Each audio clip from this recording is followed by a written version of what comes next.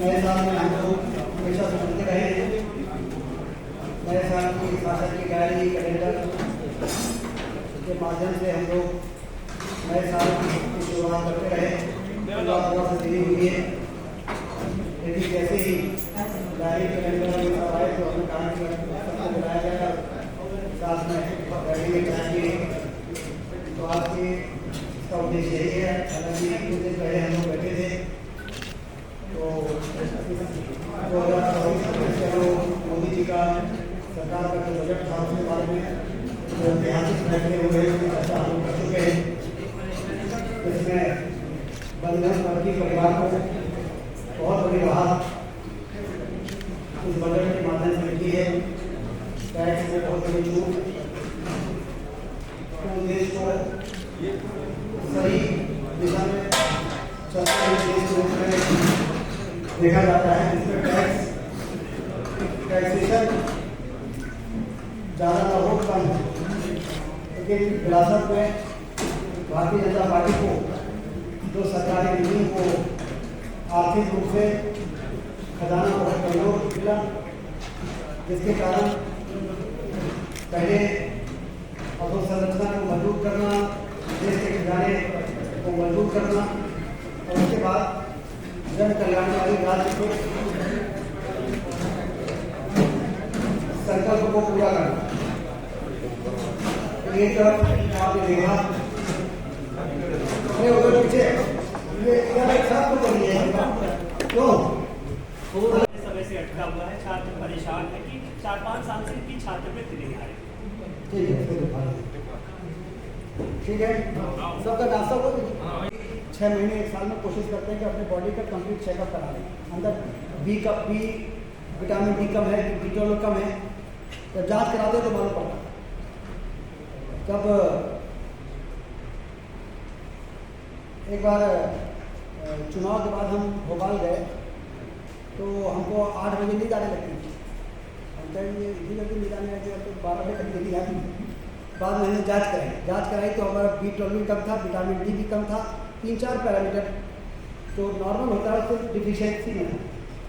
तो फिर उन्होंने 2-3 दिन इंजेक्शन लगाया, दवाई दिया। तो बॉडी का रेगुलर चेकअप, ठेला धकाने वाला, रिक्शा चलाने वाला, सब्जी बेचने वाला, खोमचा रखने वाला, खेतों में काम करने वाला मजदूर, महिलाएं, इन सब की भी जांच निःशुल्क उनके घर में जा के हो। इसके लिए ये निरोगी काया अभियान शुरू हुआ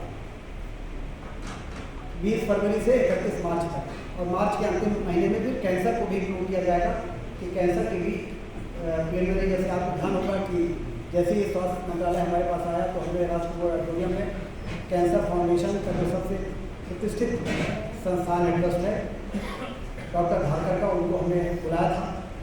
यहाँ पर कैंसर की जांच हुई थी। 126 लोग पॉजिटिव पाए गए थे, उनका ले जाकर वहीं पर इलाज भी हुआ है। और बाद में अरविंदो अस्पताल वालों को बुला के उनकी गाड़ियाँ मोबाइल बुला के 3 दिन जिला में और फिर हर विकास खंडों में 1 दिन ऐसा 7 दिन 150 के डॉक्टर आए थे और उन्होंने यहाँ पर जांच करके, और ये सिर्फ एक अवेयरनेस का अभियान की शुरुआत। लेकिन अब तो मोदी जी की सरकार ने एक महाअभियान शुरू कर दिया, जिसमें कि 3 प्रकार की मशीनें दी गई हैं, डायबिटीज़ देखने वाली और ब्लड प्रेशर और फैटी लीवर, जो टेस्ट से नाप के इनिशियली पता कर लेते हैं। और आशा और एनएम घर घर जाएंगे और जाके 30 साल के ऊपर के सभी की जांच करेंगे और उनका हेल्थ कार्ड मिलेगा।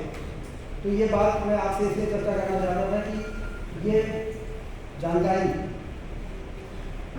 आपको होगी तो आप इसको गंभीरता के साथ मीडिया तक पहुँचाने में, तो जो मीडिया का मैं मानता हूँ कि पूरे समय मीडिया की चीज़ें ठीक चल रही नहीं चल रही है अपनी नज़र रखती है।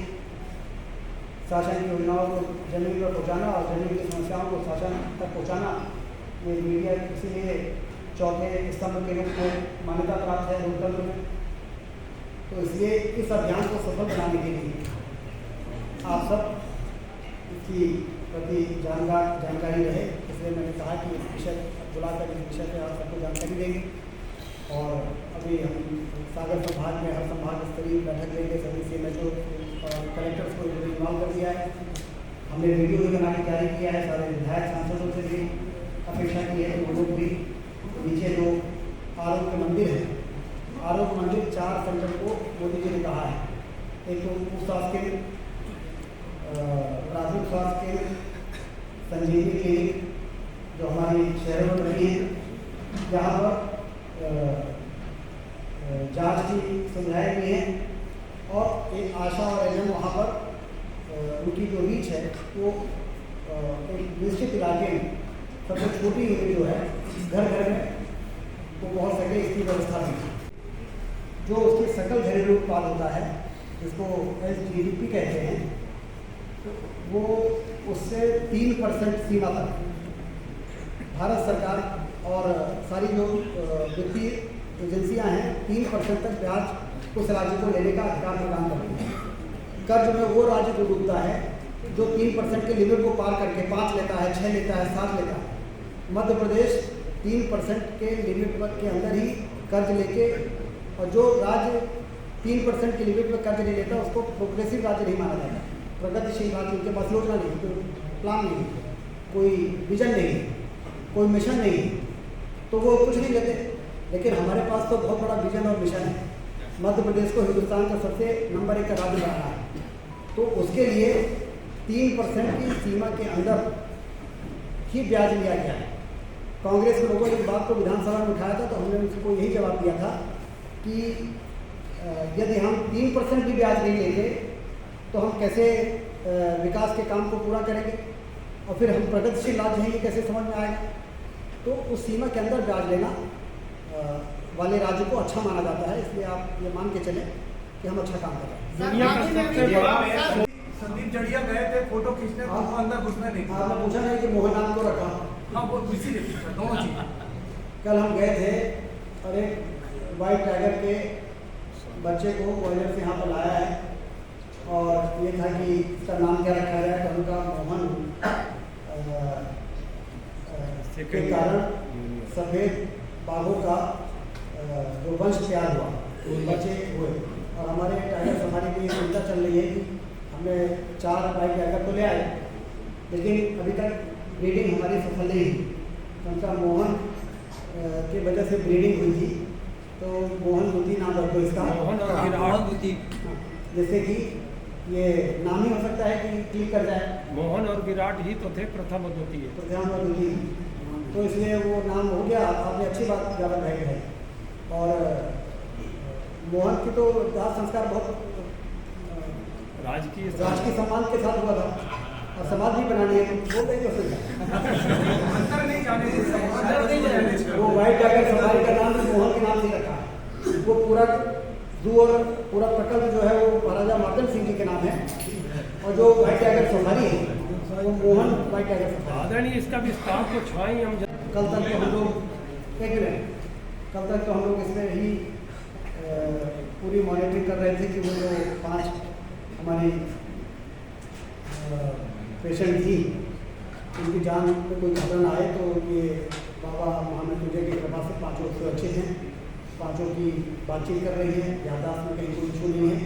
अब उसकी जांच भी करा रहे हैं, टीम आ रही है कि वो जो